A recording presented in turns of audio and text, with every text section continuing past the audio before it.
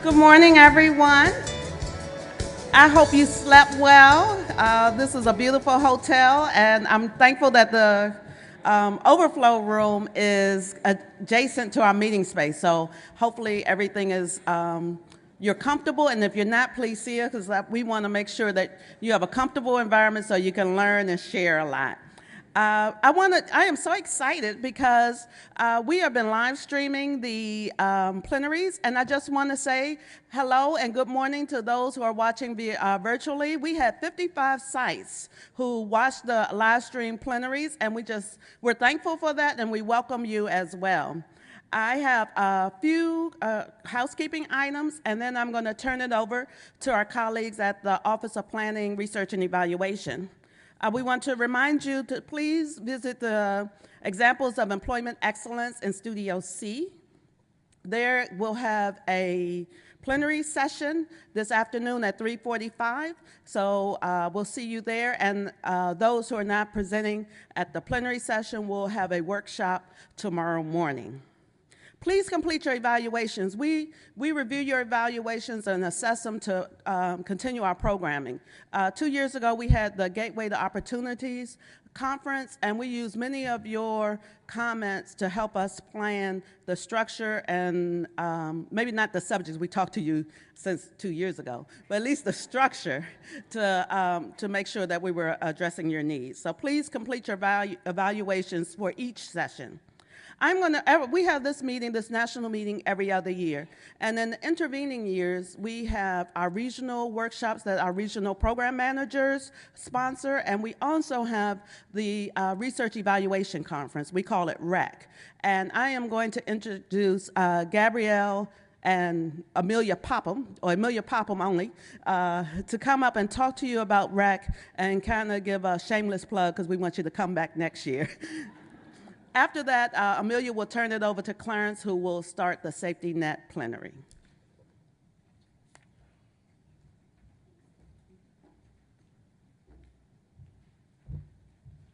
Hi, good morning, everyone. This is the quick shameless plug. I'm Amelia Popham, as Lisa said. I'm with ACF's Office of Planning, Research, and Evaluation, and we just wanted to make a quick announcement about what we call the Research and Evaluation Conference on Self-Sufficiency, or RECS. Hopefully it sounds somewhat familiar to you. It was previously known as REC, and this is a formerly annual, now biennial conference that's been going on since the late 90s. It focuses on research related to economic and family self-sufficiency, and we think it's particularly relevant to this group. There's even an entire track on the TANF program and related programs.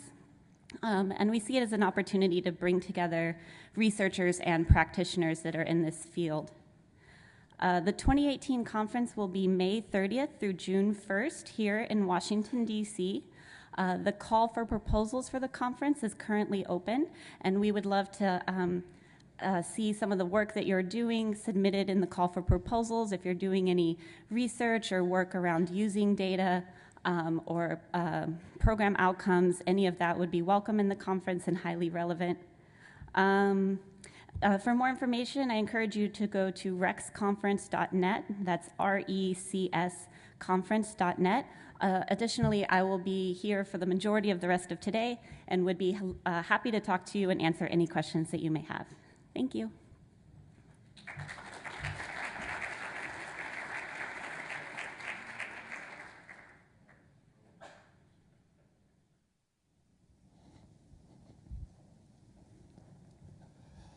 Good morning.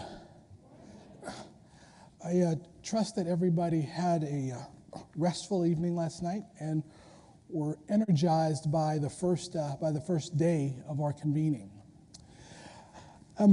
As I had mentioned yesterday, that I've been here just a little bit more than 2 months and had an opportunity to tweak this significantly developed agenda once I got here. And one of the things that I wanted to do in tweaking that agenda is to take a couple of minutes and look towards the future a bit. We don't have much of an opportunity in the breakneck pace of all we have to do day to day to get our work done, to stop and think. And so we wanted to provide just a few minutes today to some degree take a little bit of look backwards, look at where we are now, and then look at the future of the American safety net. And I've asked a couple of my colleagues who have been in the place where you find yourself of having to make the trains run on time. But as they did that, they also were mindful of what our original intention in the safety net was and have maintained their ability to think and innovate at every part of the journey. And so what we are going to do this morning is enter into just a bit of a conversation about what our future might look like. And each of us are going to take a little bit of time to share those visions, and then we're going to open it up to dialogue with the rest of you. I wanted to, before I begin, I wanted to add a special thanks to Acting Assistant Secretary Steve Wagner for his inspiring remarks yesterday in kicking our conference off. As I had mentioned, that Steve has a massive portfolio, and for him to provide the time that he did for us and the vision he did for us yesterday is most appreciative. Steve, thanks so much yesterday.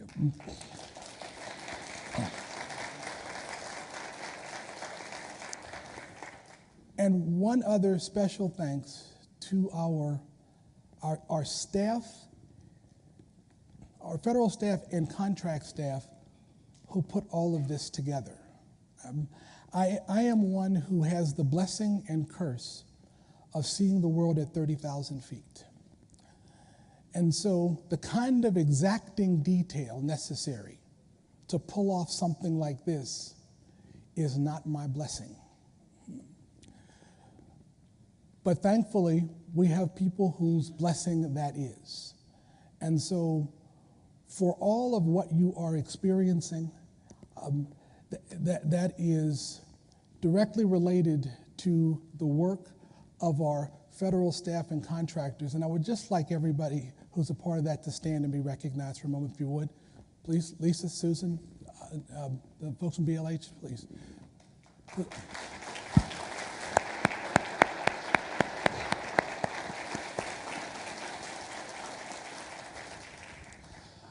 Okay, brief introductions. I'm going to be joined on the stage by, as I said, two colleagues who have spent a good portion of their careers in toiling in the vineyards of the administration of human services programs and have now moved on to other aspects of support of the human services system, who are going to join us for this dialogue this morning. And so I first want to introduce Susan Dreyfus. Susan is the President and Chief Executive Officer of the Alliance for Strong Families and Communities, a strategic action network of social sector organizations that has a national reach in thousands of communities across America. She's dedicated to advancing equity in society through access and opportunity so all people can reach their full potential. She believes in the power of the social sector to be influencers of larger systemic change through its excellence, distinction, innovation, and influence. Prior to joining the Alliance in 2012, Ms. Dreyfus was Secretary for the Washington State Department of Social and Health Services. She was appointed by Governor Christine Gregoire in May 2009 and approved by the Senate. She served as a member of the Governor's Executive Cabinet. She had responsibility for Medicaid, aging, and long-term care, child welfare, behavioral health care, juvenile justice, economic assistance, and other human services programs. And a partridge in a pear tree. Susan, thanks so much for joining us and welcome.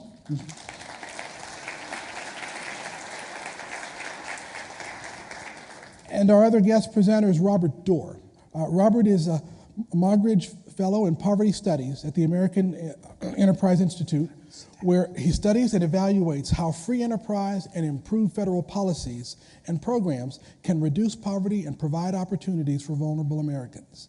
Before joining AEI, Mr. Doar worked for Mayor Michael Bloomberg as Commissioner of New York City's Human Resources Administration, where he administered 12 public assistance programs, including welfare, food stamps, public health insurance, and help for people living with HIV/AIDS. Before joining the Bloomberg administration, Mr. Doar was New York State Commissioner of Social Services, helping make New York a model for implementation of welfare reform. Robert, please join us. Thank you so much. Thank you. And at this point, I'm going to turn it over to Susan Dreyfus to share her vision with you. Susan, please. Thanks, Clarence. Thanks. Hey, everybody. Good to be with you. Good to be with so many of you today. So, yes, you hear all those great introductions, but what I'm most excited about is a week from today, my 4th grandchild's coming. Yes. Doesn't get better than that, right? I want to thank Clarence. First of all, Clarence, it's great to be back with you again in this work, and just what a great partner you are.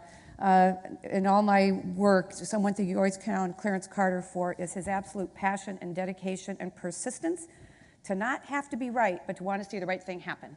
And so, Clarence, it's great. I do want to thank President Trump for his nomination of Lynn Johnson to be the Assistant Secretary of ACYF. Folks, it could not be better than Lynn. Yeah. I have known Lynn for a number of years. She is a 2-gen leader. She truly is trying to get at root causes and to change trajectories in people's lives that many of us in this room have committed our life's work to. And I think you're going to find her to be a great innovator, a great partner in moving more people in our country onto pathways to opportunity. So I'm honored to be with this panel, and Robert, it's always great to be with you. I always learn so much. I want to talk to you a little bit today. I'm not going to be so much in the weeds of TANF, but more about what my experiences have told me, both in terms of my time in state government, being responsible for a range of the health and human services programs in our nation, but also the work I've been doing these past years, working in communities with community-based organizations who are on the ground, working alongside each and every one of you to truly want to make their communities better places. So I have to begin my remarks and just say to all of you something that I ask myself about every day as I'm coming into my 60th year of life, I guess a time of reflection and re-energy, is why are we here? Not just in this room, but why are we here? Why are we doing this work? What is it that we are truly trying to achieve before we pass the baton to those who will follow us? Because we're but stewards for a time. None of the jobs in this room belong to any one of us.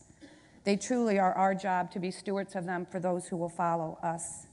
And it's in light of the many challenges that we face as a nation, I have to tell you, in light of those answers to the questions that I'm hearing more and more from leaders like you across this country, folks, I'm the most hopeful I've ever been in my career. I truly am. That we are sitting with the knowledge that we need to do things that we have been talking about. Sometimes I feel like I'm watching a soap opera, I got to tell you. Stuff we were talking about 25 years ago, we're still talking about today. But you are different. You are blessed in sitting with the knowledge that we need to change that soap opera for the better, to truly get at the answers we've been looking for to achieve the goals that we have. So I want you to picture this. The year is 2009. Babs Roberts, yay, Babs, I love Babs.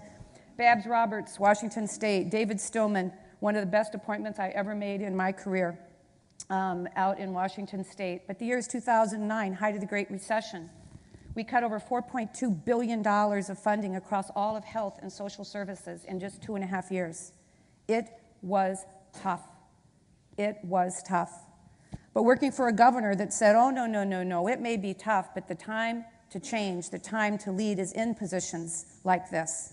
And this is our opportunity to make the kinds of reforms that we all know we want to make across state government. So working for a governor like that, you don't rest. You just work hard.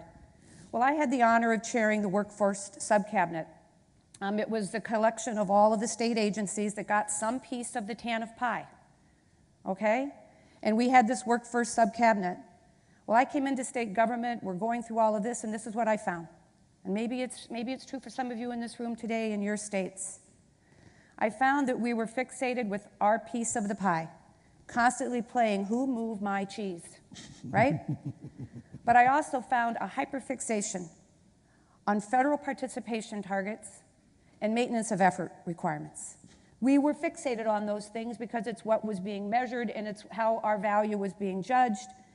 And I went to the governor, I said, Governor, and I apologize for my language, I wouldn't say this in front of my grandkids, but I said, Governor, this program sucks. Sorry, it really does.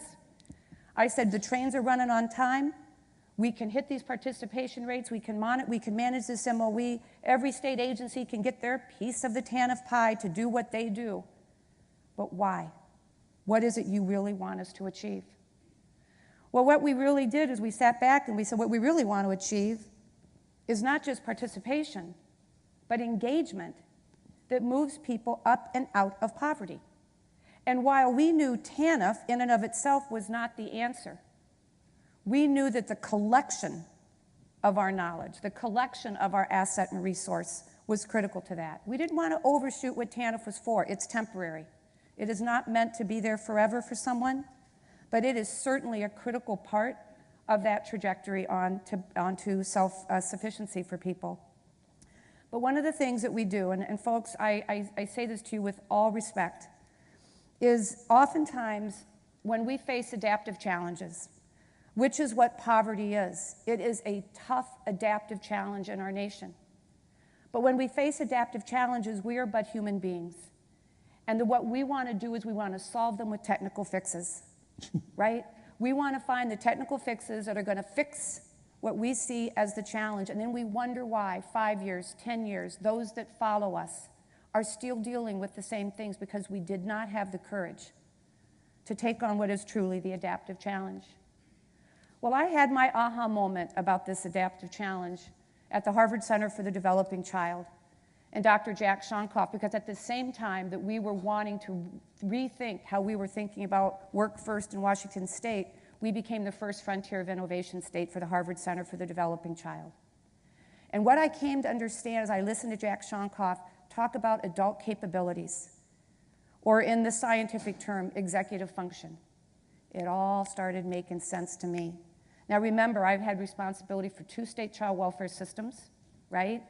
Trying to work in juvenile justice, mental health, chemical dependency, developmental disabilities. It all starts kind of coming together for you, these individual programs in terms of what it is we're ultimately trying to get done. Well, let me paraphrase for you what these adult capabilities are, and then I want you to think about yourself and your success in life. I want you to think about your kids, my grandkids, or your grandkids. I want you to think about parenting, what it takes to be a good parent. I want you to think about what employers are looking for in employees today. And here are these adult capabilities. The ability to control and sustain attention, set goals, make plans, monitor actions, delay gratification, control impulses. Sound familiar? All of a sudden I realized that our fixation on participation was keeping us from engaging people in ways that gave them opportunities to experience the success of these skills and the opportunity to exercise them over time. That is the only way you and I ever built these executive function skills in our prefrontal cortex. And then when you add to this the adverse childhood experiences science and what we know that toxic stress does, right? It all started making sense to me. But then I had this.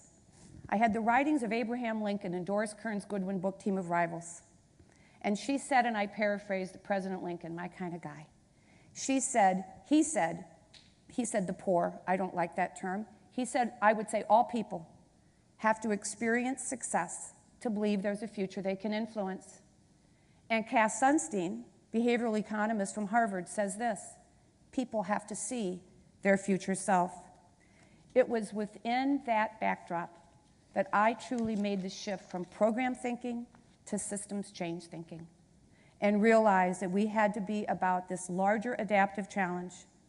So one of the things that's critical that we tend to never do in this work is we get so fixated on what do we have to do to fix whatever it is that's perplexing us, is that we don't step back and take time as a collective group to say, what is it we really are trying to achieve? And what are the values and the principles upon which we will base that achievement? I know that sounds silly to some people because they want to get to the doing. But until you do that, I'm telling you, we will not solve this soap opera that I think sometimes many of us that have been in this work a long time feel like we're experiencing. So in Washington State, it was very clear. And I cannot tell you, Babs, and I'm going to start crying now when I see you, but I can't tell you how proud I am of that team. They have taken our efforts and taken them beyond what I ever thought was possible. And you ever want to give a great gift to whoever is your quote-unquote boss, do that for them. Take a vision and make it something more than they ever thought was possible. But we knew there were three things we had to be about, and it was not first about work participation. Sorry. Our first objective was that children were doing well. You want to go back to AFDC? It was about kids. It was about kids. And we've lost sight of that. But our first set of objectives, very measurable, were first that children are doing well. The second were that parents were doing well. And it wasn't about work. It was about that they were doing well from a health standpoint, from a social standpoint, right? Parents were doing well. Housing, stability. But the third objective, and they're not like, they're all important, was that parents were on pathways out of poverty. And that we could start to track to see that that was indeed happening. So yes, we got that we could count all the federal participation rates and all the workforce requirements that we had. We could do that, technical stuff. What we really had to be about is what it is that we were trying to achieve. So I think there's 6 imperatives. I tried to think about this. Parents gave me a call and asked if I would do this. Happy to do it. But I think there's 6 imperatives that as you think about the future, and I'm so glad that HHS is giving you the opportunity to not just come to these meetings and think about today and tomorrow, but to truly cast out what's going to be your leadership, how you want to leave this system, for those who are going to be sitting in this room 10 years from now. And I applaud you for taking that time. So these are my 6 imperatives. Not in any order, but I think they're all very, very important. First of all, it's the reframe. We have got to reframe TANF, not as a safety net. I do apologize, my friend, but you know I'm a straight shooter. Absolutely. I think when the American public hears safety net, the American public thinks hammock. The American public throws that into a swamp of despair and desperation, and it is not where we want to be. TANF is about putting people onto pathways for opportunity to live their lives to their fullest potential. And I think it's very important that we reframe TANF and we understand that when we reframe it, it's got to be with the end in mind. Not what it is that we do, but what it is that we are trying to achieve. And what is the hope and opportunity that we want to see people experience in their lives. The second thing is data analytics. It is our frontier today, and we have got to be seizing every opportunity we have with data analytics. What broke it wide open for us in Washington State was when we started seeing the interface of our TANF population across all the rest of health and human services. Medicaid broke it wide open for us. Child welfare broke it wide open for us. Juvenile justice broke it wide open for us. Corrections. But when you start looking at people across multiple data sets, you start getting a view that we did. That, folks, we keep thinking that if we just do this one thing, right, and we do it for everyone, we're going to solve something. But what we found is we had 5 very distinct populations in our TANF program, and we were using a one-size-fits-all approach because it was easier for us, right? And we were wondering why we were not getting results we needed. We had 5 very distinct populations, and they needed 5 very distinct approaches to our work. Data analytics is our new frontier. It is going to help us with rapid cycle evaluation. So we're trying new things, testing new things, seeing if they work, and it's going to help us a lot in our planning and in our understanding of who it is that we are serving and what it is that's going on in their lives and their families' lives. One of the things that I would tell you, if you did anything in your data analytic work in your state, understand who your multi-system involved families are and do very, very different work with them, as they tend to oftentimes be your rapid cyclers, right, in and out of the program.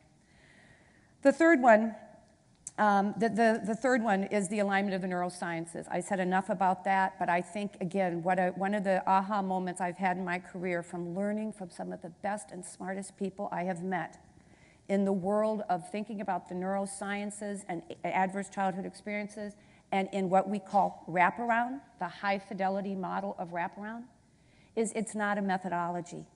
It's an orientation. It has to be infused, aligned, and accelerated across everything we do. And we try to take things like this and we try to make a program out of them. We try to make a service out of them. And we don't understand as leaders, no, we have got to create a culture, right, in our organization that everything is premised on these values and on this knowledge and on this science. The fourth one is systems leadership. It is now required. I wish I could tell you these jobs are easy. They are not. They are getting harder. I think more exciting, an incredible opportunity, but they are getting harder. But systems leaders, at their very core, are equity leaders. Systems leaders understand that they can't keep making the fundamental attribution error of thinking that if they just solve for the individual, but they've done nothing to change the context within which people live their lives every day, that somehow we will be successful. It's no longer enough for us to go to our jobs and run what is our part of the world. One of the things I realized my work, mainly in my child welfare work, was that as a leader, I had to spend as much time outside of my organization influencing change and alignment than I had to be spending inside my organization perfecting operations. And so we're now called to a different kind of leadership in our jobs, especially at the public sector level, where we've got to be systems influencers. And that's one of the areas that data analytics helps so much with, in terms of understanding with crystal clear focus, where do you need to be? How do you need to be affecting change? Whether that's in education, whether that's in housing, whether that's in Medicaid. And I could go on and on and on. But systems leadership is required. Systems leadership also does something else. It creates generative partnerships. We're good at transactional partnerships. We're really good at that. You know, we can find someone we want to partner with because we're going to do this together, this one little thing. But generative partnerships is really, I think, our new frontier as systems leaders. And it's where our partners have so much sense of ownership and commitment to our work that they change themselves as organizations and systems. And what generative partnerships tell us is that what it does is it starts generating resources from what feels like a finite pool of funds and resource. Generative partnerships generate resource within community, and we've got to be about that. Tracy Waring-Evans from the American Public Human Services Association, a great partner of ours. It's great to have Russ Sykes here with the Center for Economic and Employment something, and with the TANF administrators. They are doing such a great job. But Tracy and I have just written an article on generative partnerships that I would encourage you to take a look at, because it truly is going to be one of those imperatives for the kind of breakthrough results that we're talking about. And for our federal partners, we have to practice those kinds of partnerships at the federal level as well, across federal agencies. The fifth imperative is stop doing what doesn't work. Stop doing what doesn't work. I got the honor of hearing Secretary Price a few months ago speak, and I was so delighted to hear him say these words. He said, we're going to be focused on what will improve the health, safety, and well-being of America. That's what we're about. That's what we're about. And he said, we've got to think creatively and expansively. We've got to start looking at our regulations and start providing regulatory relief and making sense out of them. We have to lower hurdles, remove barriers, combine funding streams, flexibility, and collaboratively work across federal agencies. Thank you. But let's stop doing what doesn't work. When I look at the work, again, that Russ is leading with the Center for Employment and Economic Well-Being, got it in my notes there, Russ, and I look at this very specific way the TANF administrators have articulated a pathway for you, Clarence, of what really needs to happen. And I look at the work of Robert, right? Such a gift to this work in terms of what do we need to do to truly be successful in this work. We can truly stop doing what doesn't work. It's just, will we have the courage? Because with change comes complexity and ambiguity, and sometimes it's easier just to keep things the way they are. And the sixth one This is my last one. This is my showstopper. The sixth imperative, folks, is love. The sixth imperative is love. Do we see one another's humanity? Do we see the humanity of the person standing in front of us at that counter applying for benefits? Do we see that they have hopes, dreams, aspirations, that they too are loved? Do we see that what they want for their life and their children's life is no different than you want for your life and your children's lives? We have got to start leaning forward, not just in our work, but in our love for one another.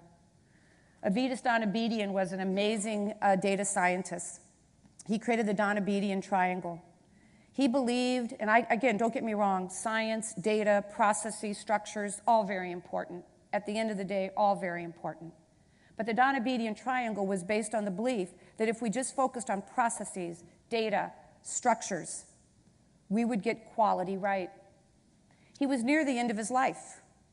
And he was sitting there talking about his life and talking about his reflections and what he learned. And he said he had the courage. Do we have the courage to do this? He said, I got it wrong. He said, I robbed altruism out of the work. I robbed the very thing that is critical to truly having success. And he said, I now realize that the secret to quality is love.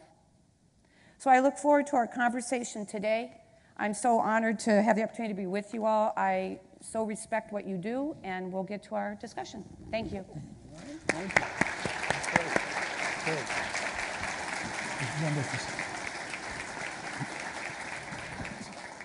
So thank you very much, Susan. I'm very pleased to be with you and be with all of you.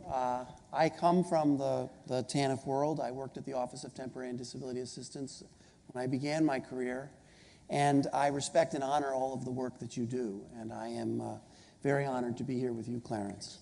I also want to second Susan's remarks about you and how proud and pleased we are that you're back in the fold and back serving our country, and to say again that I've had a chance at the National Child Support Enforcement Association to meet the new appointee at the head of the child support program, and I'm very, very impressed by the appointees of the new administration. I think, as Susan said, I am equally as optimistic and positive about the future, and part of it is because of the strength of the appointees that the new administration has made, and so I'm very happy about that. I also want to say a little bit about what I've done since I left HRA and left government service and came to Washington to work at the American Enterprise Institute. What we do is we produce work and research and op-eds and blogs and commentary and opinion. And two of the works, I want to call particular attention to them because we don't do these things for ourselves. We do these things for the people who work in the fields. And one is a paper we did jointly with Brookings, in which we combined the work of both left-of-center scholars and researchers and right-of-center scholars and researchers, and wrote a unanimous report called Opportunity, Responsibility, and Security that looks at the big picture, the whole picture, and come up with some ideas for the future that we all could agree on. I'm not sure I agree with everything in this, but I agree with a lot of it, and I think it's a very good resource. I brought a bunch. They're at the front desk for the TANF directors. I urge you to either pick one up or read it on our website and get it, aei.org. We've also produced an edited volume called A Safety Net That Works. I'm sorry, Susan, we use the term safety net. Just got to tell you how I feel. I don't know. If it works, let's call it whatever we want, just as long as it works. And this has got chapters by various both practitioners and researchers on all of the major programs, and gives a sense of where TANF and other programs fit or don't fit with each other. So I urge you to look into those resources and take advantage of them and give us feedback. Let us know how we're doing. So Clarence said, give us a little sense of where you think we are and where you think we should be going, or where I think that we are headed. And I think I want to begin by saying that I am, and it's fairly well known, I'm a pretty strong believer in TANF. I believe it is a success when looked at in the whole array of other programs serving Americans. It promotes work and personal responsibility. It reduces dependency and poverty. It has saved federal expenditures. And I don't This is not something that, in a crowd of public service employees or workers like I was, is talking about saving dollars in social services is not usually our favorite thing to mention. But the fact is, TANF has done a lot with limited resources and made progress despite the fact that the block grant was capped and did not move. It has provided states with in my opinion, the proper amount of flexibility and the right fiscal incentives.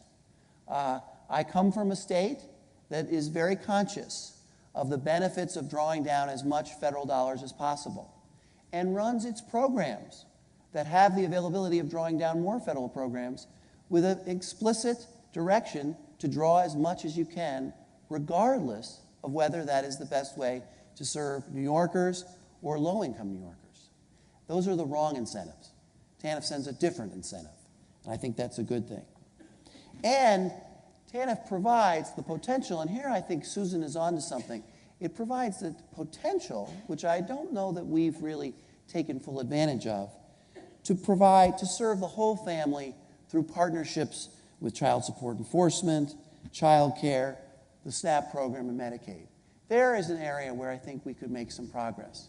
I don't think we've looked outside of our world enough, and I don't think those programs have looked to us for guidance and help that we could provide. So, in my judgment, over the last 20 years since the passage of the Welfare Reform Act, we've made great progress. We're in a much better position. We're sending the right messages, and we're providing the right fiscal incentives to the states. But, and here I think is a very important point, which I know all of you know, TANF is a very small part of the safety net. It is a very small. This is where if Clarence had let me bring my PowerPoints, I would have put up a big slide. And the slide would have shown by expenditures the various programs that serve Americans' low-income population.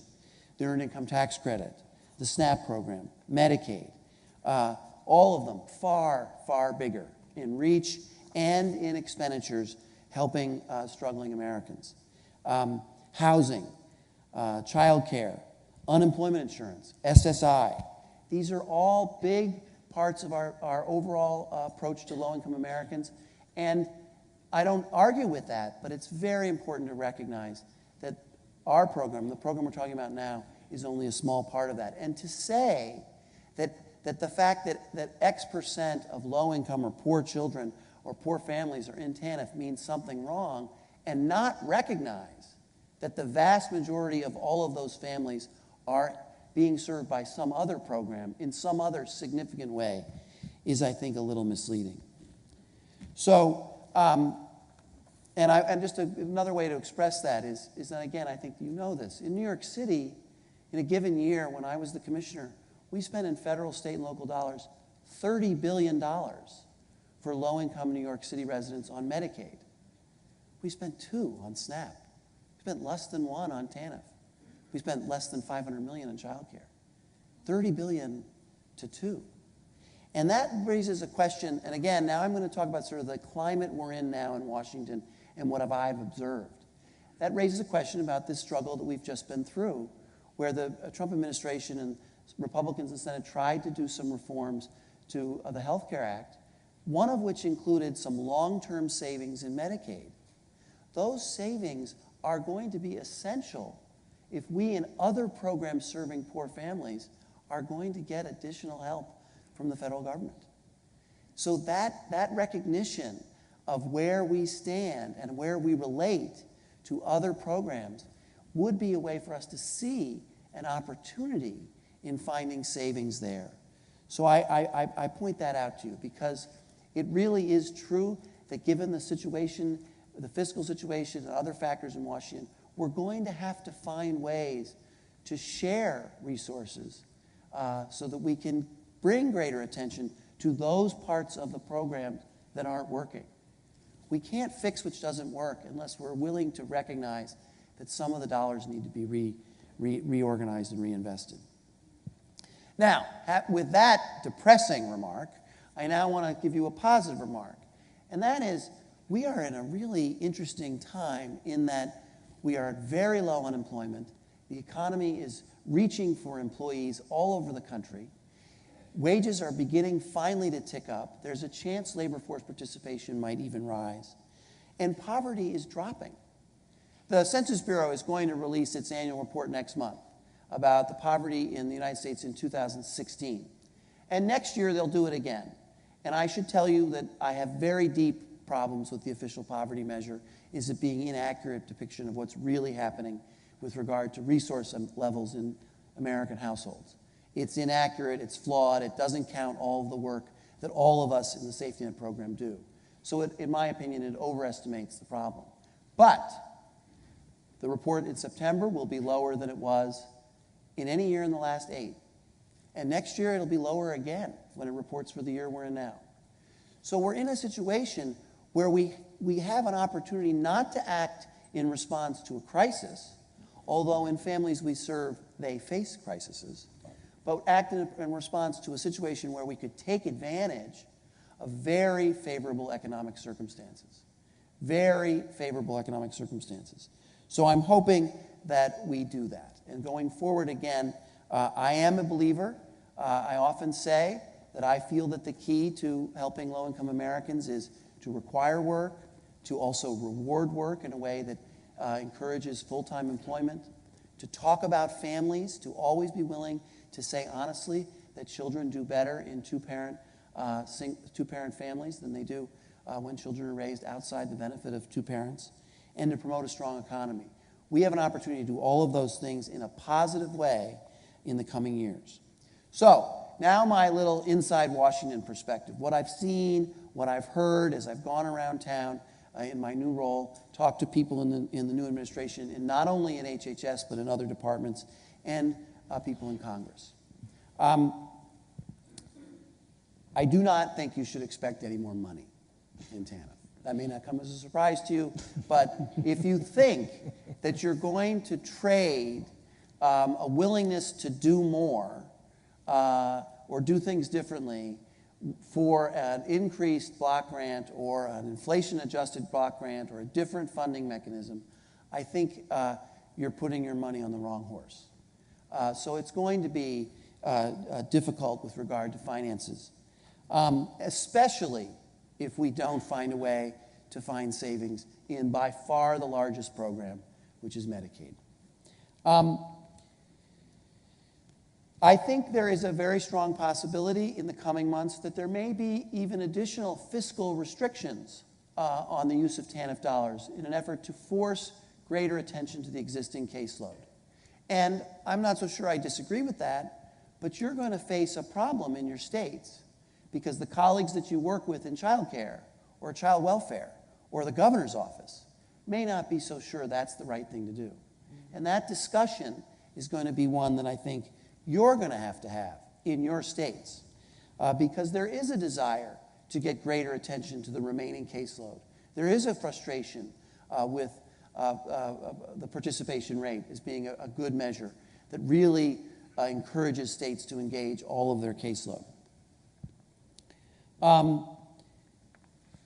I do not believe there will be much change in the commitment to a core work requirement. I feel that the tenor of the Congress and the tenor of people that I talk to really do believe, as 80% of Americans believe, that people who seek assistance should be asked to go to work. And there should be some component of work expectation or work requirement. In fact, I think if I was going to say which is more likely to happen, a lessening of the focus on work in TANF or an increasing of the focus on work in SNAP and Medicaid, I think the second is far more likely. And in that regard, it's an opportunity because people in TANF have worked with programs that engage people in employment rapidly. So I think that'll be a part of it. Another question that I think we all have to decide, and I think we're going to decide it differently. I don't know that everyone will agree. But there is a discussion among, or an attitude that we have to sort of get our mind around, and that is, what is our job? And I think this goes to what Susan talked about. Is our job, I don't disagree, the job is about children and about helping their future prospects. I also happen to believe it's about increasing resources and income into low-income households. I believe that. But I also think that it is directed at the first couple ladders on the economic scale. I believe that if we focus on helping people get from poverty and up, above poverty and on their way, and instead of saying our job in the TANF program or our job in the safety net programs generally is to help people get all the way safely to the middle class. I think that's a decision we have to decide one way or the other. My view from my experience in New York and New York State was that it was very hard for us to do the first job. Right. And if you ask us to do that second job, we may not do either. Yep. And that would be a shame. I completely agree. So I feel that understanding, just like when I started out, I said we need to recognize TANF's role in the overall safety net. We also need to understand our goals and our expectations that are reasonable for us to achieve. As I mentioned before, I definitely believe, and I think we all as a community of people interested in these families should recognize this is coming, and that is there's going to be desire to engage those families who are receiving SNAP or Medicaid, have adults who are working age and are not disabled, and when they apply for those programs, because they're required to disclose their income, have said to those programs, we have no earnings. And it has been the practice of those programs, at least the ones that I ran in New York City and New York State, to say, that's okay, that allows me to figure out what your benefit allowance is, or whether you're eligible quickly, and here's your card, I'll see you in a year.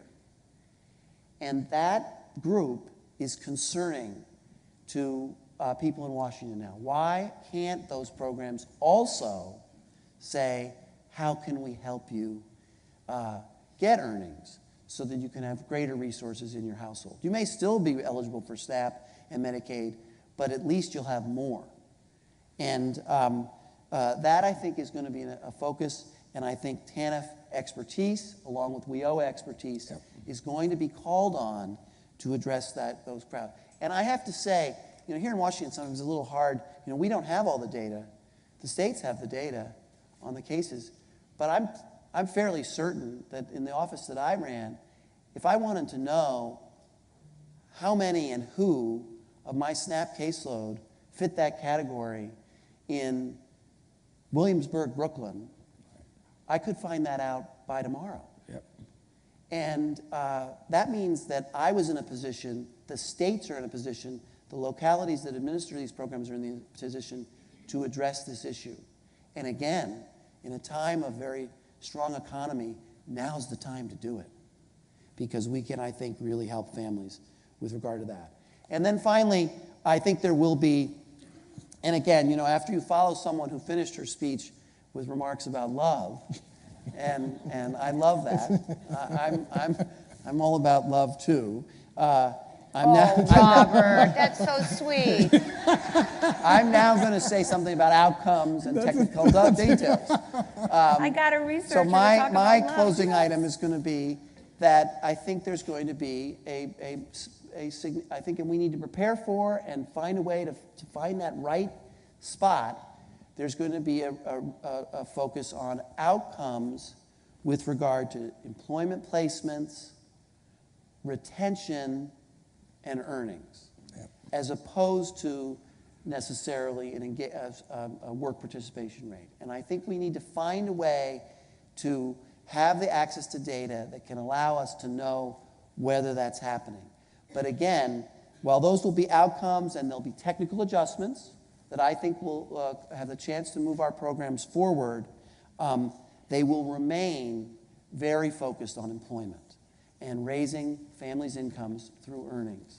I have two last points I want to mention just because I can't help it, because I started my career in a program which you all partner with very well, which is the Child Support Enforcement Program.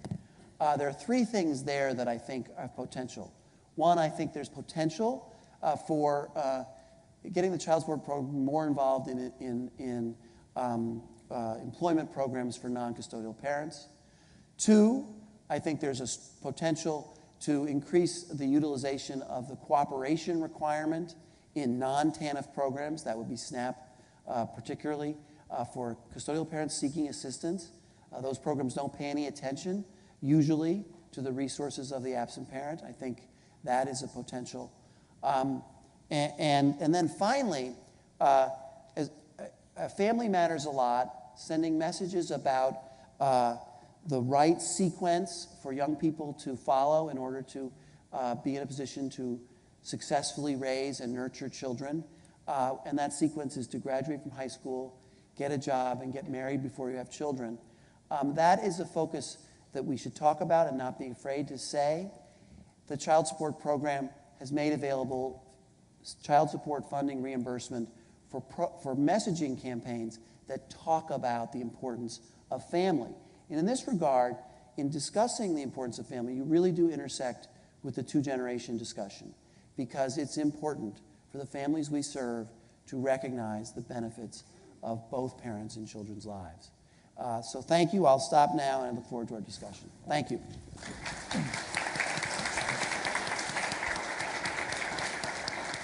Thank you for the public comment. Yeah, that was good.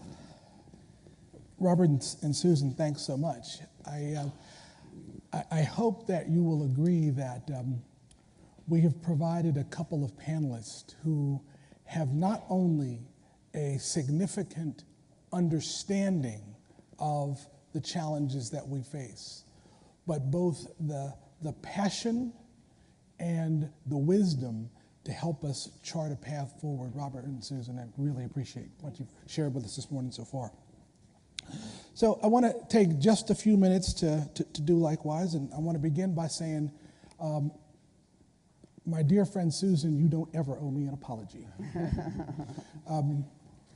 I don't believe that there is a dime's worth of difference between the futures that we see for this work. We may want to work on the messaging, but the intent of our purpose is clear, pure, and aligned. So no apologies necessary. Okay.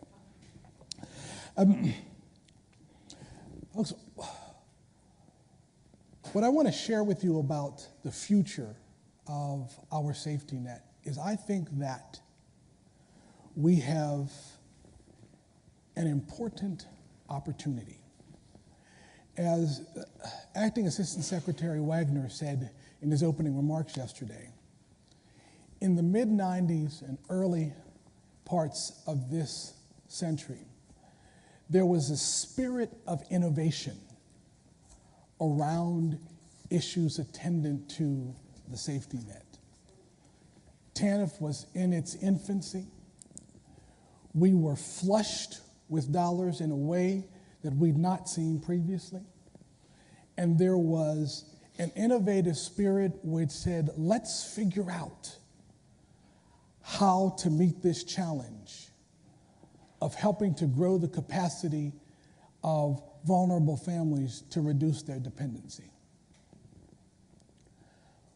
What I would say to you, in the past several years, that spirit of innovation has waned significantly. I am reminded of a Dunkin' Donuts commercial where a very uninspired baker says, it's time to make the donuts.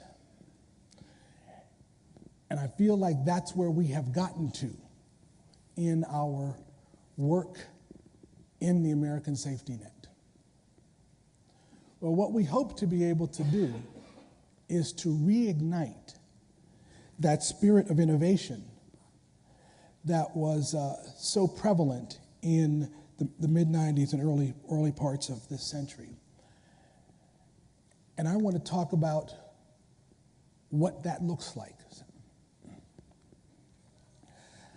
And first I want to talk a little bit about what I perceive that the role of government can evolve to. And I want to use a bit of American history to draw a distinction.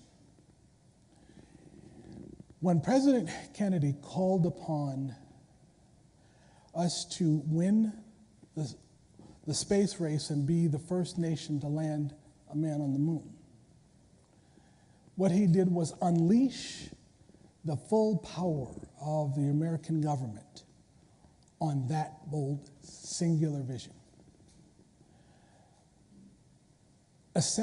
Created a new federal bureaucracy, assembled some of the best scientists in the world, and dedicated the resources necessary to achieve the objective.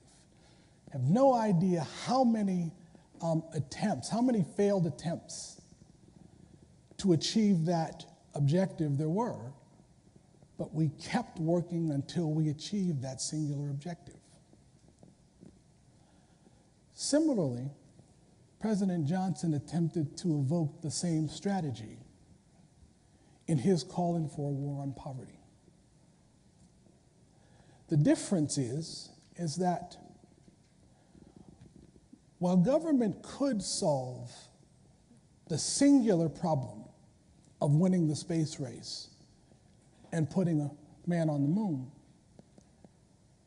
it cannot do that with the issue of vulnerability of our citizenry. That requires our entire society to engage in that pursuit. And so what government should do is to first create the vision of the essential need for the health and well-being of all of our society, and set out a vision of a true north, if you will. A true north that says that it is our objective to enhance individual freedom by helping to grow the capacity of as many of our citizenry as possible to be able to reduce their dependency. That needs to be our intention. Now, yes, there are mechanisms and pathways necessary to achieve vision, but that needs to be the vision that's set forward. And then once that vision is set forward, then to unleash the American genius on solving that problem. And in that regard, one of the things that I see in the future of the safety net, I asked to have a number of providers who have figured out how to serve particularly vulnerable populations. I asked them to join us here today because I wanted to commend them to your attention. Because I want us to understand that no matter what the vulnerability, that we have innovators in our communities that have figured out how we can help particular populations make their way. And so, in having a discussion with one of those providers, Sunday evening, Chris Migason, Solutions for Change, was talking about the story of the development of that particular intervention. And one of the places that our discussion ended up moving towards was how that organization was forced to ultimately become self-sufficient. It initially, began with some public support, but ultimately had to find its way to be able to provide its essential services in a way that it could sustain its own operation. And it occurred to me that one of the other roles that we can play in the federal government is to find and incubate such solutions, to help identify the innovators who understand particular challenges in our society and are able to build business models, but we can help to incubate and sustain those models so that there are more resources and more of our community engaged in solving the problem. Because at the end of the day, and I think both Susan and Robert alluded to this in some dimension, we can have all of the public programs that we want until times get better. But we are not going to solve this problem from here.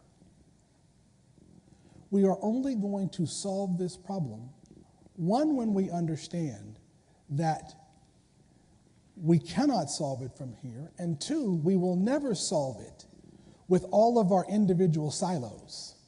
Okay? And everybody focusing on their lane as if their lane is the silver bullet to human well-being. It's never going to happen.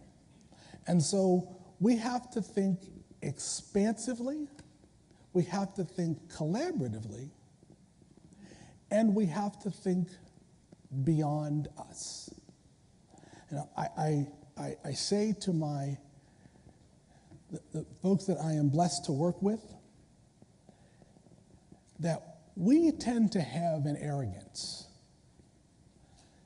that somehow we are the way, the truth, and the light to solving these problems. Well, folks, I would tell you that we are important. Yes, we are. But we are a pebble in the ocean of the challenges of the vulnerable amongst our citizenry.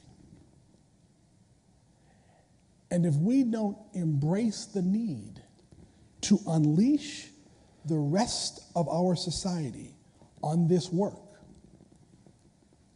we will never allow the whole to be greater than the sum of its parts so that we can achieve the objective of, again, growing human capacity to reduce dependency.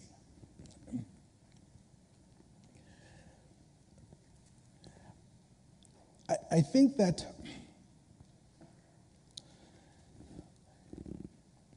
this is such an invaluable moment for us, but we have to lead in that moment.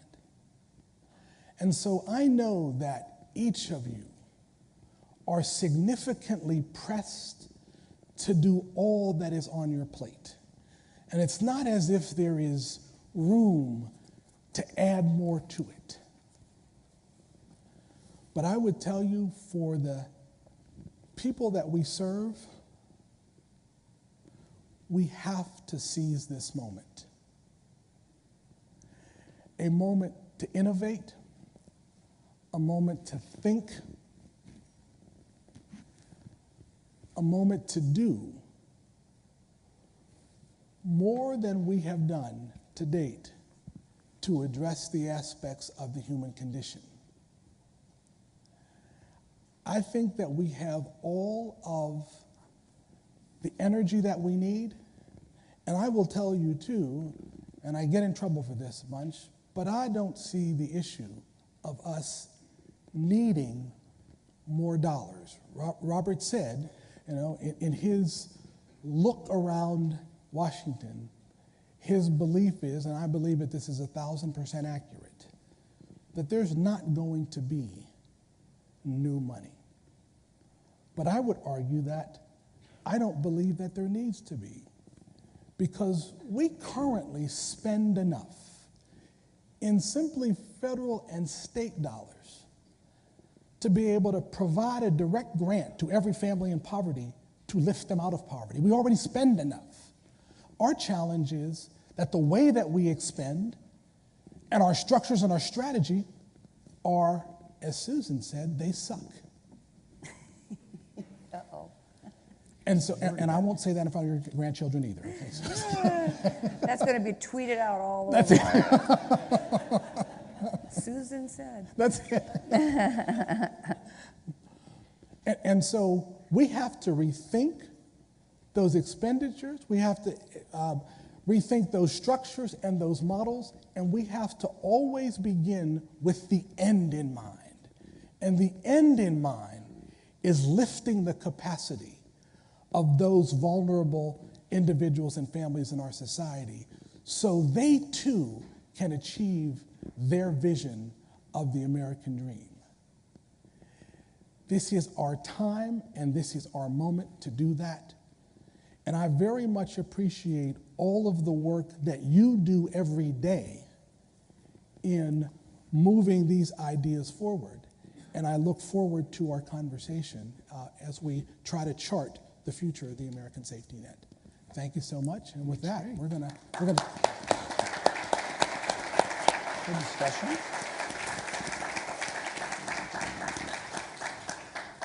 And so I think that we've got microphones that will move around the room.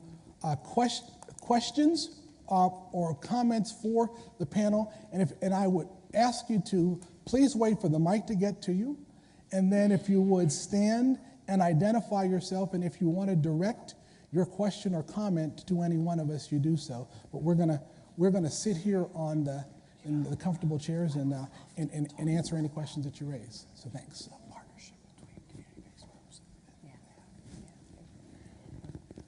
And I'm gonna need some help because the lights are shining and I don't see. I'm not seeing all that well. So questions, thoughts, comments, anything that you want to share?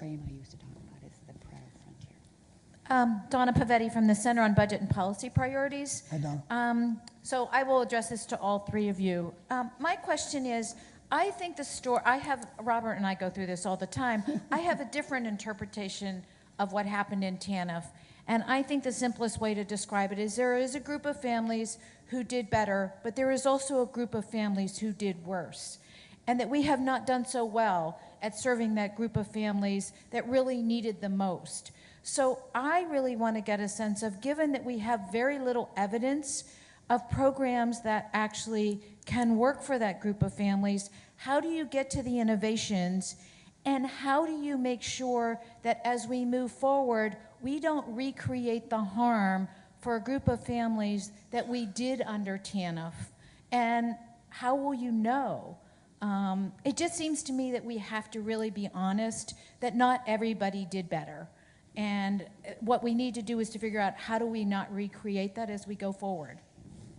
Robert, So it's absolutely true that not everybody did better. Right. That's true of all things. Right. There are always going to be situations, maybe regardless of what the policy is, that people don't always move up.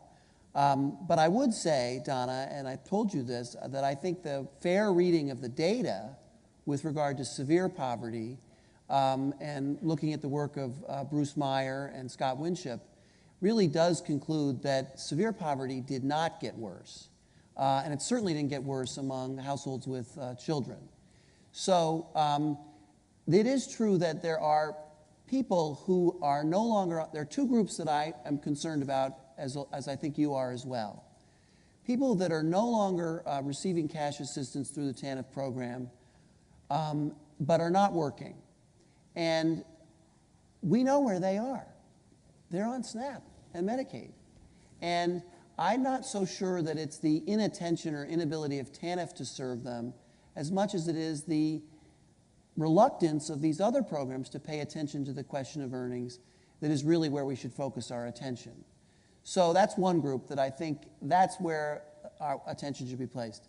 The other group, and this is one that I hear about a lot, and I was familiar with it in New York, is the remaining non-engaged TANF caseload. And I think there does need to be additional attention placed there. And again, I also want to say that just because I think TANF is a net plus for the country, and I firmly believe that, doesn't mean that it can't get better. Right, exactly. And one way it could get better is to find a way to engage these households. And I also think that Susan offers, and Clarence does too with the comments they made about entities that are not necessarily under our umbrella, community-based groups, other groups that are in the community. We need to engage them more in helping these families. But And then finally, the last thing I'll say is that if you derive a program and in order to address the worst possible outcome in these situations, you will move very quickly toward a universal cash benefit. Because then you can say, I sent him a check, I did everything I could, and everybody's taken care of. But we know that approach of kind of an entitlement-based leads to a lot of other aspects that don't work well in families. So I would be careful about designing our programs designed always to catch that worst possible outcome, and instead of designing it for the broad array of folks who can work, who want to work, and who proved through the labor force participation increases that they could work. That's what I think we should focus on. I just want to add, though, and you can help me with this. I am struggling with poverty statistics and unemployment statistics. I don't know what they're telling us anymore.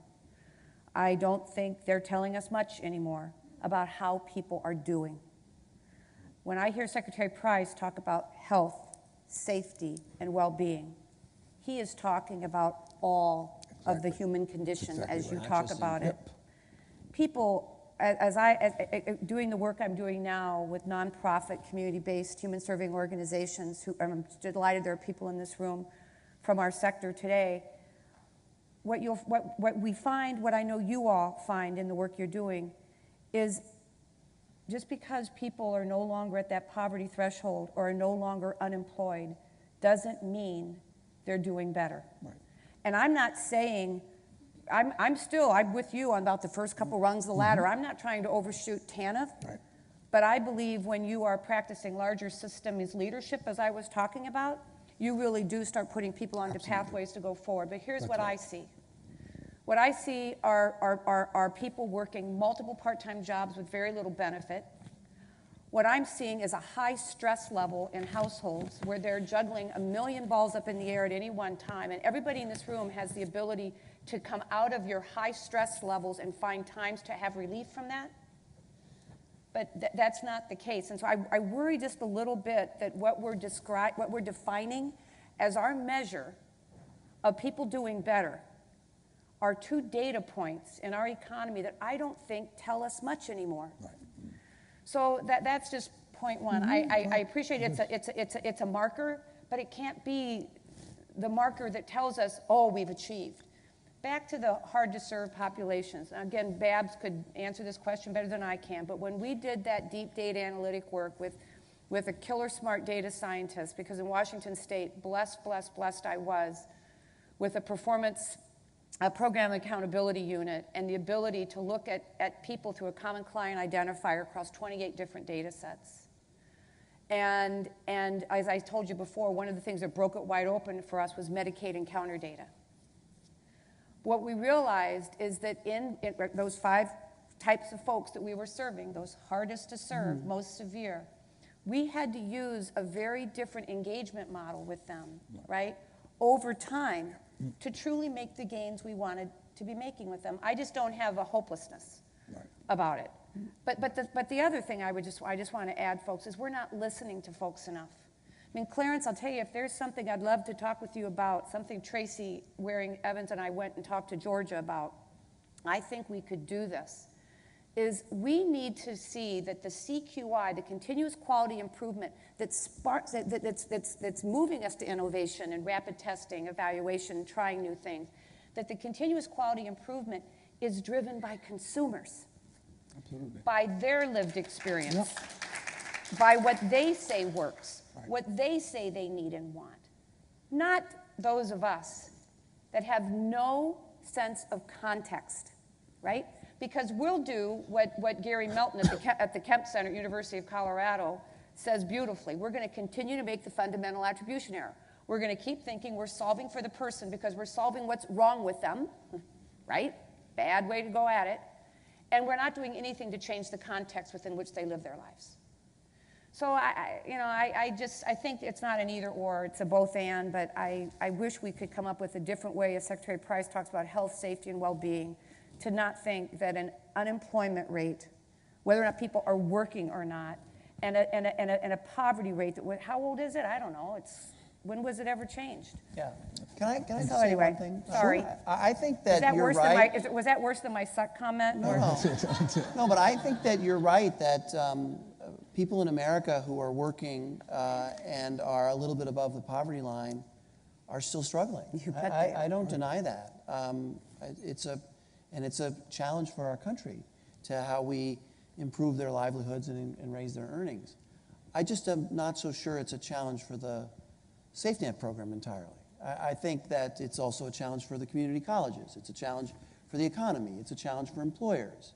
It's a challenge for people that write tax policy. We need to raise earnings and we need to improve outcomes and family well-being and security for folks in that circumstance.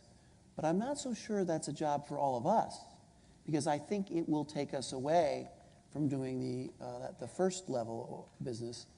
And I do believe that there's a lot of relationship between employment and better health outcomes. It's not just about increased income. I think people where there is work in the household are in better shape than where there's non-work. Yeah, but I just want to say, though, I think about the work that many of us, we started when I was in Washington State with the Harvard Center for a Networked World and the Human Services Value Curve. Many of you might be aware of that work, and if you're not, I really encourage you to think about it. It's really what sat underneath our work in Washington State. And that is that we're striving for a generative level. Clarence, your vision that you captured today was a generative vision, right?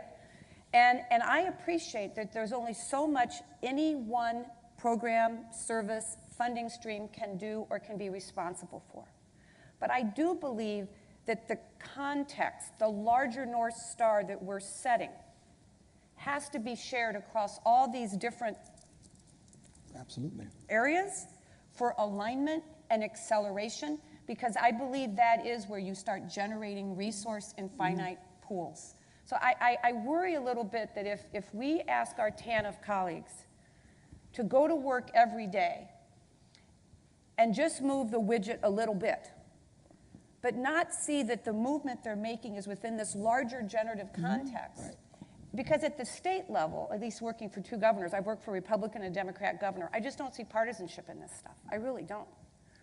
Is that at the state level, there is this opportunity, I think, to start working across disparate partners and systems in ways that are harder at the federal level.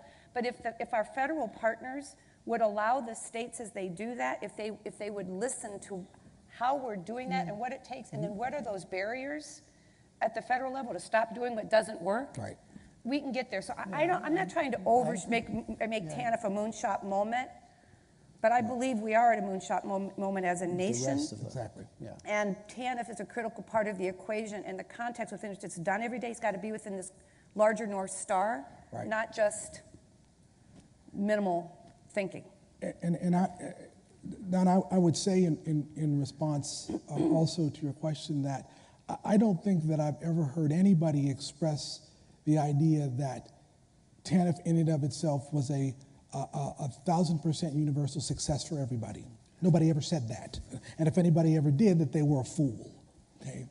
I do believe that what is important is that construction changed the public policy trajectory, and it was an important change in that directing individuals in need to work for receipt of benefits as the beginning of a pathway out of poverty is the right thing to do, and also the time limits created a sense of urgency. So, Clarence, I just want to say one other thing in that regard, okay? That the idea of serving the hardest to serve, we've not done well with that. That is why one of the things that I wanted to tweak in this conference was bringing in innovators who prove that you can serve the hardest to serve. There are innovators who are serving people coming out of incarceration. Okay, there are innovators who are serving people or families who are coming or experiencing homelessness. The most difficult challenges, we have innovators that are serving them. And so the idea is to, again, as Robert says, make this not just about us, but about the collective, all of us, the collective society in trying to solve this problem. Now, Susan, So sorry. Clarence, Please. where do you see us going on what we know to be, we've got a real jobs challenge in terms of not just that the economy's doing great, but the jobs are changing, and Right. what are going to be those jobs of the future? And as a nation, we all own this. Those of us that have been around a long time, we own this. We saw the future, and we were not retooling Absolutely. our education systems and our workforce systems for the jobs of today now. I mean, That's just Boeing this morning on CNBC, talking about more and more automation, right? That's right. And so I think part of it we also have to think about when we think about what do we look at as being in the bucket of work, Right. in terms of people and what they need to do to retool through education and job training experience, subsidize employment opportunities. Because that to me is probably the biggest adaptive challenge we face, and I don't think we're figuring that out. Susan, I agree 1,000% that we have not prepared our consumer base well for the evolving work economy. Right. One of the things that we are currently in the process of doing is commissioning some work to help us understand this future of work that's going to be significantly disrupted by automation, okay? And how it is that we're going to be able to prepare our consumer base for that. We've done a terrible job in that. But I think that this again comes to where we need to collaborate with the workforce development side of the house to help us understand not only where the jobs are going to be, but where the necessary skills Right. are going to need to be. That would in be order we to- owe it to you. Exactly, Yeah. exactly. And yes. I agree Yeah. completely with the enhanced partnerships and linkages and handoffs. I think it's important for us to recognize that we do have that larger, longer-term goal, but where our role in. And I also think employers are the key. I've spent a little time going around looking at training education programs and working with people that are trying to benefit from those programs. And I really believe the best of those programs happens inside an employer. And so I still believe that first job is important to begin. And to the extent we can have a hot economy where employers are reaching and willing to nurture and spend a little more time with people that are sometimes hard to hire, we ought to take advantage of that. And now is the time that that's happening. I read in the newspaper the other day, some firm in Indiana was so desperate for workers that they started their own prisoner reentry program directly out of the prison system in their state because they needed workers. And that's a great opportunity for all of us to take advantage of. That's right. The question, please.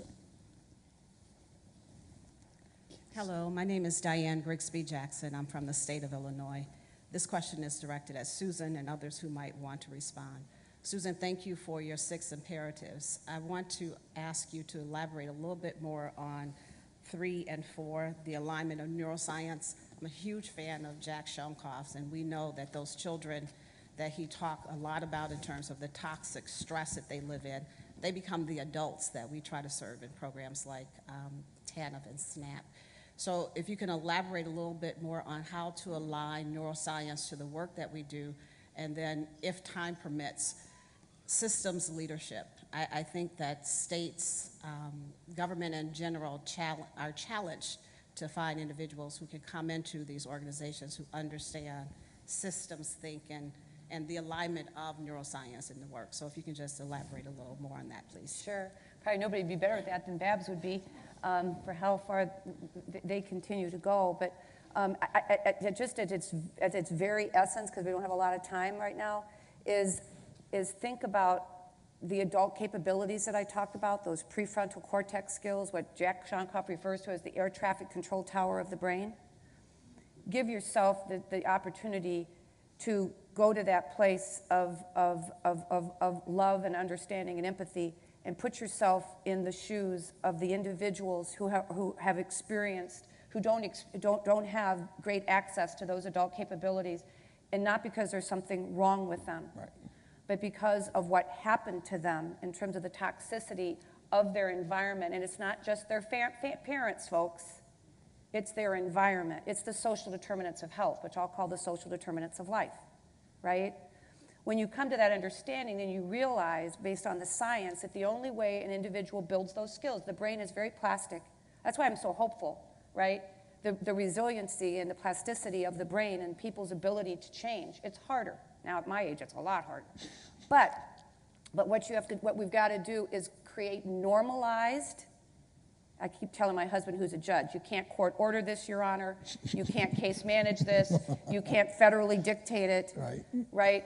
You have to normalize the experience of these skills and the opportunity to exercise them over time. In every interaction that you are having with people on your caseloads and others that are serving those folks, but also equipping your employers with this understanding, which is work we're doing with a national company that, I can't get all the details of it, we're just piloting now, but they believe in second chances. Yep. But they understand that they don't understand that employee the way they need to. Exactly. And how to help them build these skills. So I would just say, in simplest terms, give people the opportunity to experience the success of these skills through normalized ways and the opportunity to exercise them over time. So that's that. Systems leadership, truly, from my perspective, it's back what you were saying, right? TANF is but this. Let's not overshoot it, right? Mm-hmm. But if what we're trying to achieve is the health, the safety, and the well-being of the human capital potential of this nation, that's the business we're in. That's the business. Right? Then all of a sudden it calls all of us as leaders to start making connections and interfaces beyond. So, when I was in Washington State, I did two things that people thought was pretty crazy. I went and sat down with the Secretary of Education, and I looked at him. I said, Randy, what can I do to help you improve the high school graduation rate in the state of Washington? He's like, what the heck? The Secretary of Social and Health Services wants to talk to me about improving the high school graduation rate? I said, yeah, because all those kids that aren't graduating, I knew them probably at birth. Yes, you did. Yep. So yeah, I am in the education business, right? The second thing, I did over the Department of Early Learning. And I said, what can I do to help you achieve your mission? Because we get at this from an early childhood standpoint. The whole trajectory across this state agency that was spending over $20 billion every 2 years radically changes. Yep. That's what systems leaders have to do. And I just think we're always on that journey together to get there. Absolutely. Bob, you've got the final word. I am also someone who cares a lot about early learning. We did have 2 chapters about childcare and early learning in the Safety Net That Works that cited Professor Shakoff's work. And I do think that there's an opportunity to increase funding for early learning and childcare in the new administration. President Trump has talked about that, and I'm hopeful that that will be directed in a positive way. Nurse family partnerships and early interventions have proven to be successful. There is McVie funding that I think was supported in the president's budget. So we have to focus on that as well. But while we're doing that, I also think it's important to recognize that the issue of family, and that's why I call your attention to the writing in the AEI Brookings work written by right and left scholars that said family mattered a lot, and within family, active, involved, both parents mattered a lot. Those things contribute too. So I completely agree. Good starts, early learning are very important, and we ought to look at the whole picture.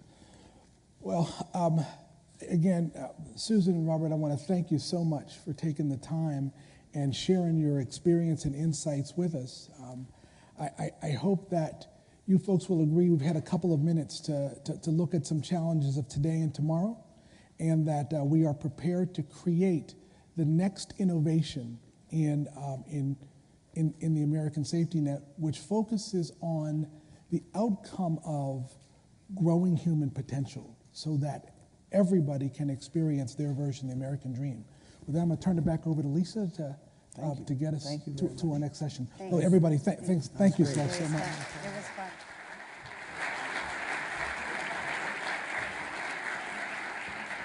Thank you very much. This was fabulous. I think I just love the conversation and the information that you shared. For our Illinois colleague, I recommend that you look at 2 sessions. One tomorrow, empath, although we're not talking about executive functioning per se. We do have some workshops that talk about what to do to help address executive functioning skills. And that would be tomorrow using mobility mentoring with Empath. You could also talk to Washington State and Utah.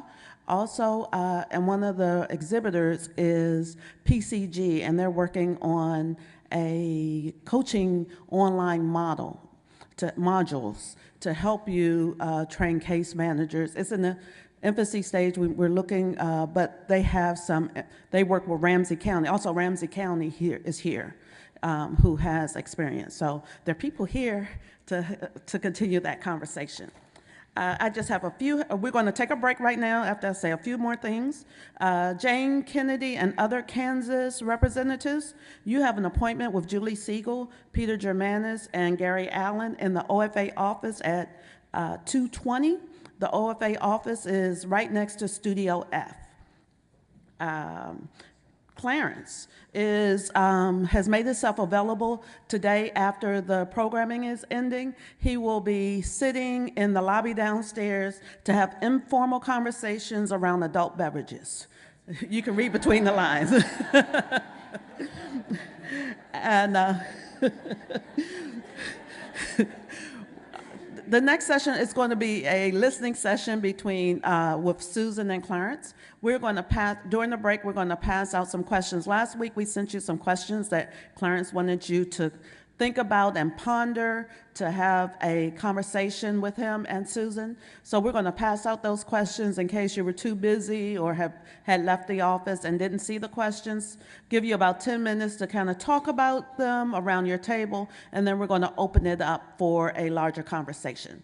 So 15-minute break, then we're going to have 10 minutes where you're talking at your table, and then you'll converse with Susan and Clarence. Thank you.